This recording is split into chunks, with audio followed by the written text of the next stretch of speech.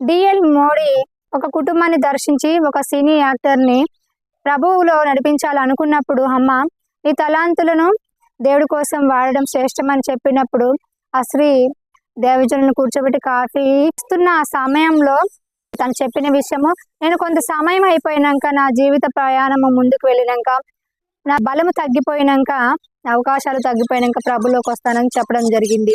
అప్పుడు డిఎల్ మోడీ గారు కాఫీని ఆ స్త్రీకి ఇవ్వడం జరుగుతుంది. ఇచ్చినప్పుడు ఆ స్త్రీ నన్ను అవమానపరుస్తావా అని కోపంతో ఉన్నప్పుడు మరి ఆ దైవజనులు నిమ్మలపరిచి, నీవు ఈ కాఫీ తాగడానికి ఇబ్బంది పడుతున్నావు కదా, ఈ లోక పాప మాలిన్యం అంటినాక ఎప్పుడో నువ్వు ప్రభులోకి నీ జీవితాన్ని సమర్పించుకుంటే మాలిన్యమైన నీ జీవితాన్ని దేవుడు ఎలా అంగీకరిస్తాడని కాఫీ ఉపమానం ద్వారా ఆ స్త్రీకి చెప్పడం జరిగింది.